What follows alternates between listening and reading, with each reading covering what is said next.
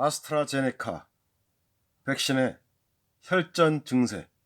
이 혈전은 아스트라제네카 백신 구조의 탓이라는 독일 연구진의 발표가 있었습니다. 여기에 대응하는 우리나라 국내 방역 당국은 가설에 불과하다. 이런 얘기를 또 반론을 폈습니다. 안녕하세요. 우양호 TV입니다. 열흘 만에 뵙습니다. 네. 이런 세상 좀 떨어져 있고 싶어서 일주일에 7, 8번 하던 영상 촬영을 열흘 동안 전혀 한 개도 하지 않았었습니다. 이제 다시 시작합니다. 생명은 소중한 것입니다. 누구에게나 소중하죠.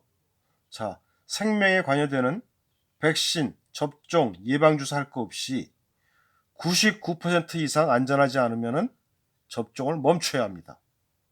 100%에 근접할 때까지 조사를 해야 합니다. 그럼에도 불구하고 이 정부는 유일한 백신, 코로나 백신 아스트라제네카에 대해서만 접종을 하고 있습니다. 코로나 백신을 맞은 뒤 생기는 희귀 혈전증이 바이러스 벡터, 이 운반체입니다. 바이러스 벡터를 이용한 아스트라제네카 백신 자체에 문제일 가능성이 있다는 주장이 나왔습니다. 어디서? 독일 연구진에서. 만약에 이 문제가 있다고 치면 처음부터 백신 자체를 재설계해서 만들어야 한다. 제조해야 된다. 이런 얘기가 됩니다. 자, 그렇다면 단백질 변형이 생겨 일부 사람들에게 혈전증 발생의 위험을 높이는 것은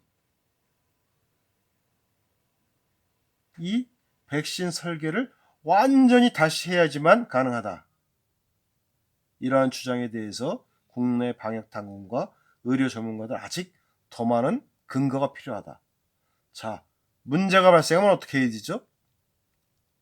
국민 생명에 관여되고 사망 사건이 일어나고 혈전 증상이 나타나는데 문제가 생기면 의약품, 음식할 거 없이 일단 중단을 해야죠. 접종 중단. 그리고 문제점을 파악해야 합니다. 그러한 일이 전혀 없습니다. 왜? 유일하게 다량으로 들여왔던 다량도 들여오지 못했죠. 결과적으로는 아스트라제네카 3류 백신만이 국내에 영입되고 반입되고 있기 때문입니다. 일부 파이자 모더나는 일부 찔끔찔끔. 독일 프랑크푸르트 괴테헤대 연구팀은 26일 날 코로나19 백신 때문에 생기는 희귀 혈전증 원인에 관한 논문을 리서치 스큐에 공개를 했습니다. 아스트라제네카 백신을 통해 만들어진 스파이크 단백질 중 일부 조각이 세포에서 떨어져 나가 몸속을 돌아다닐 수 있다. 혈액을 타고서. 단백질이 몸속을 돌아다니면 세포 수용체인 ACE2와 결합하기 쉽다. 코로나19 바이러스가 세포 안으로 침투할 때 이용하는 수용체가 바로 이것이라 합니다. 이 때문에 혈액에 뭉치는 혈전증이 생길 수 있다. 이런 발표를 했습니다. 구체적이죠? 결국 아스트라제네카 단백질 설계도가 원인이다. 변이를 만들어내는 혈전 발생이 생긴다. 여기에 대해서 우리 국내 방역당국은 주장을 입증하려면 근거를 더 가져와라. 지 목숨 아니란 얘기죠. 또 이 독일 연구팀은 유독 뇌정맥에 혈전증이 많이 생기는 이유에 대해선 혈액 흐름 때문일 것이다.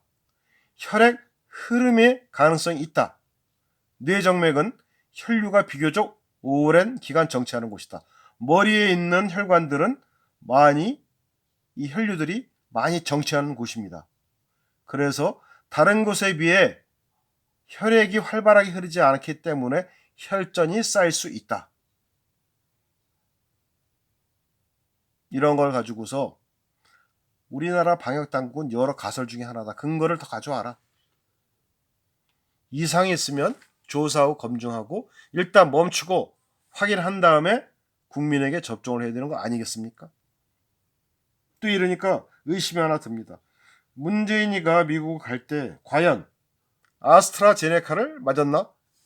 혹시 백신 접종 주기를 볼 때 파이저를 맞은 건 아니신가? 더욱 의심이 갑니다. 확실히 좀 밝혔으면 좋겠습니다. 우양호TV 방송 마치겠습니다.